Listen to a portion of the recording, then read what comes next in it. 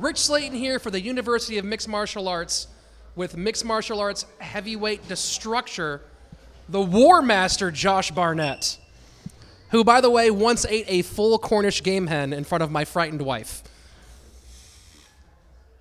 Oh, I just feel so good right now. Are you kidding Yeah, me? no. Here I am in LA. I'm just here watching some fights. I'm all pumped up, man. I'm just so excited to be here. It's just all that energy and the violence just flowing through my veins. I just can't wait to get my hands around somebody. You know what I mean? Well, speaking of our fights tonight, big fight this evening between Colby Northcutt and Brooksy the Bear Bayard. A top back-and-forth battle went to split decision. What did you see from those two ladies? For a girl, the Bear.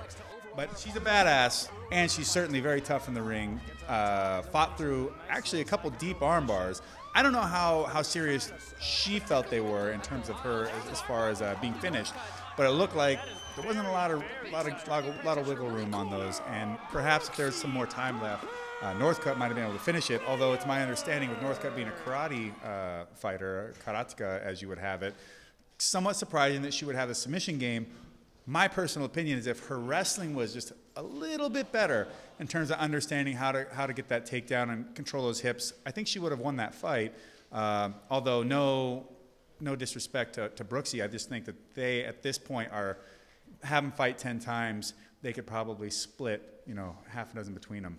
You mentioned the not having the wrestling. Do you think that one-dimensionality is one of the problems that faces a newer fighter? Sure, they just don't have the time and the experience to really to flush out a complete game yet. So you're going to have to go with your strengths, and that's often going to come with whatever your base is.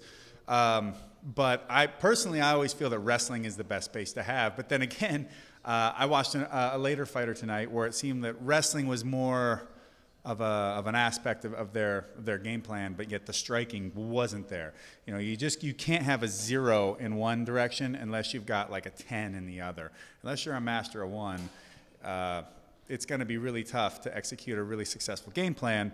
But then, hey, man, this is amateurs. This is anybody could get in the ring, go out there. Hell, you could get in the ring. I shouldn't. and just go throw down. And the idea is that at the end of the day, you're not hurt, you're not injured, no harm, no foul, no scars, no proof. You sweat a little, you bleed a little, but at least you're nonetheless for going in the ring. Now, in the past, you've had a less than favorable opinion of amateur mixed martial arts, but it seems like your attitude's changing a bit. I like the idea of an amateur MMA platform for any idiot to get in the ring and be able to apply their wares safely and get out of the ring and go back to their regular life. I like the idea for your Joe Blow, not necessarily somebody that intends to be a pro or someone that does intend to be a pro, but at the same time, just everyone getting the opportunity to get in there, mix it up, and fight it out. What do you think was the most important thing in success as a professional fighter for you? Wow. Okay, if I'm going to narrow it down to one thing, and I think that being professional is actually an all-encompassing, it's an all-encompassing aspect. It has, you can't leave pieces of the puzzle out. It's like that, hey man, you can't win Trivial Pursuit with only one wedge. Better answer them all. Yes. That's stupid. But you need to be a multifaceted person. You're an entertainer, you're an athlete, you're a lot of things.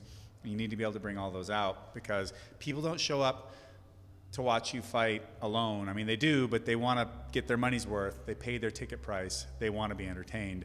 And they don't want to see the same thing over and over and over and over and over again. They want to be able to see something that is different each and every time. However, one thing I'm going to stress as the most important part, if I had to pick anything one, is do it for the love, do it for the fighting itself, do it for the aspect to be the absolute best fighter that you can be. No matter how good that ever ends up, you could suck. Be a terrible fighter, like a lot of people out there. Most people are shitty fighters, just the way it is. That's not the point, though. Your record, what you achieve with fighting is not everyone's meant to be a champion, and not everyone's going to be a champion. If everybody could be, they would be. But the thing is, if you don't go at it with everything you have, you will never realize your full potential with this. And if you don't become the champion of the world, that's not the end of everything. It's only one part of your life. That's fine. If you can be done with it knowing you did everything that you could, that you did it, that you loved every minute of it, that you put your time in, and that you were able to take who you were when you started and explore and grow that person, that fighter, to the highest level that you could possibly do with it, then you don't have anything to be sad about at the end of the day. You know, you took it as far as you can, and no one can take that away from you, and no one can belittle you for that. Wise words from the Warmaster Josh Barnett. I'm Rich Slaton here for the University of Mixed Martial Arts. Get on number one.